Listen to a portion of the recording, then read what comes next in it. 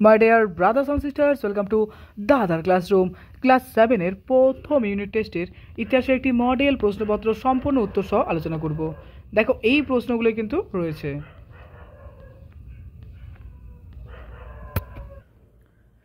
প্রথম ইউনিট টেস্টে ক্লাস 7 এর ইতিহাসের নাম্বার থাকবে দেখো 30, সময় থাকবে 1 ঘন্টা। এবারে চলে আসছে প্রশ্ন পর্ব নিয়ে আলোচনা। একে বলেছে সঠিক উত্তর নির্বাচন করো। দেখো প্রথম প্রশ্ন, ত্রিশক্তির সংগ্রামে দেখো বলেছে অপশনে পাল, পুষ্যভূতি, প্রতিহার রাজবংশ ছিল না। ত্রিশক্তির সংগ্রামে এখানে কিন্তু পাল এবং প্রতিহার এরা কিন্তু ছিল, কিন্তু পুষ্যভূতি যেটা রয়েছে তারা কিন্তু ছিল না। তার মানে এখানে সঠিক উত্তর হবে কি বলতো, পুষ্যভূতি।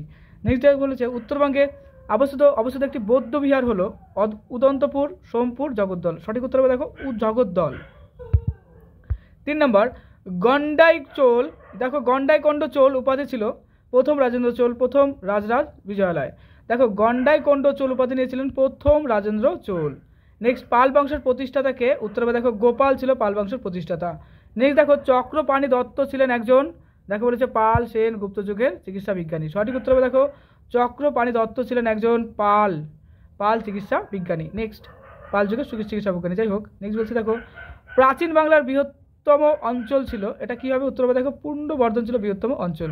নেক্সট, গৌড়বহ কাব্যের ভাষা সংস্কৃত, পালি, প্রাকৃত। অ্যাকচুয়ালি গৌড়বহ কাব্যের ভাষা ছিল কি বলতো, প্রাকৃত ছিল।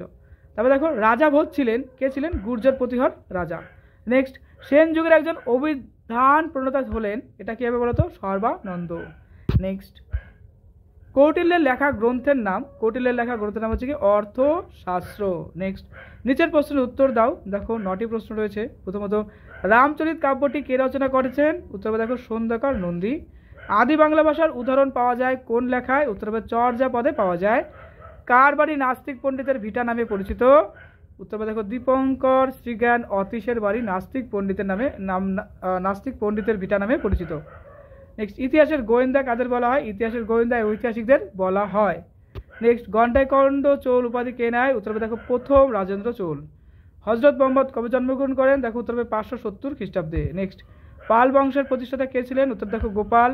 তারপরে রাজা ভোজ কোন বংশের রাজা ছিলেন, গুর্জর প্রতিহর। নেক্সট দেখো রয়েছে তরাইনের দ্বিতীয় যুদ্ধ কবে এবং কাদের মধ্যে হয়েছিল, দেখো 1192 খ্রিস্টাব্দে মোহাম্মদ ঘুরি এবং তৃতীয় পৃথ্বীরাজের মধ্যে হয়েছিল, পৃথ্বীরাজ চৌহানের মধ্যে হয়েছিল। নেক্সট দেখো রয়েছে প্রথম প্রশ্ন, বড় প্রশ্ন, টিকা লেখো 2 নম্বরের। তো মৎস্যান্যায় রয়েছে, আমরা লিখবো মৎস্যান্যায় হলো এমন এক সামাজিক ও রাজনৈতিক অস্থিরতা যেখানে শক্তিশালী গোষ্ঠী দুর্বলদের উপর শোষণ চালায়, আইনের অনুপস্থিতিতে অরাজকতা সৃষ্টি হয়। পুকুরের যেমন বড় মাছ ছোট মাছকে গিলে ফেলে, তেমনি সমাজে ক্ষমতাশীলরা দুর্বলদের অধিকার হরণ করে। পাল বংশ প্রতিষ্ঠার পূর্বে বাংলার এমন পরিস্থিতি বিদ্যমান ছিল বলে একে মৎস্যান্যায় বলা হয়। নেক্সট, ত্রিশক্তি সংগ্রাম সম্পর্কে যা জানে লেখো। দেখো বলবো 8ম থেকে 9ম শতকে উত্তর ভারতের কর্তৃত্ব লাভের জন্য বা ক্ষমতা প্রতিষ্ঠার জন্য 3টি প্রধান শক্তি গুর্জর, প্রতিহার, পাল ও রাষ্ট্রকূট সাম্রাজ্যের মধ্যে যে দীর্ঘকালীন যুদ্ধ চলেছিল তা ত্রিশক্তি সংগ্রাম নামে পরিচিত। কনৌজ শহরের নিয়ন্ত্রণকে কেন্দ্র করে এই 3 শক্তি নিজেদের মধ্যে বারবার সংঘর্ষে লিপ্ত হয়, যার ফলে এই অঞ্চলের রাজনৈতিক পরিস্থিতি দীর্ঘকাল অস্থির ছিল। তবে দেখো কাকে নাস্তিক পণ্ডিত বলা হতো, কেন বলা হতো, দেখো বৌদ্ধ দার্শনিক অতীশ দীপঙ্কর শ্রীজ্ঞানকে নাস্তিক পণ্ডিত বলা হতো। এর কারণ হলো তিনি বৌদ্ধ ধর্ম অনুসরণ করতেন এবং তার দার্শনিক মতবাদ প্রচলিত ব্রাহ্মণ্যবাদী ঈশ্বর এবং বলছি কি বেদের ধারণাকে স্বীকার করতো না। সেই সময় বৌদ্ধ এবং জৈনদের নাস্তিক বলা হতো, যারা বৈদিক ব্রাহ্মণ্যবাদকে চ্যালেঞ্জ করতেন। নেক্সট, তরাইনের কয়টি যুদ্ধ হয়েছিল, কাদের মধ্যে যুদ্ধ হয়েছিল, তরাইনের 2টি গুরুত্বপূর্ণ যুদ্ধ হয়েছিল। প্রথমটি দেখো 1191 খ্রিস্টাব্দে পৃথ্বীরাজ চৌহান ও মোহাম্মদ ঘুরির মধ্যে সংঘটিত হয়েছিল, যেখানে ঘুরি পরাজিত হন। আর দ্বিতীয় যুদ্ধটি হয় 1192 খ্রিস্টাব্দে। বলছে যে একই প্রতিপক্ষের মধ্যে হয়েছিল, অর্থাৎ এদের মধ্যে হয়েছিল, এবং এই যুদ্ধে পৃথ্বীরাজ চৌহান পরাজিত ও বন্দী হন, যা ভারতে মুসলিম শাসনের ভিত্তি স্থাপন করে। নেক্সট, এরপরে দেখো প্রশ্ন রয়েছে পাল এবং সেন শাসনের সংক্ষিপ্ত পরিচয় দাও। বড় প্রশ্ন 4 নম্বরের।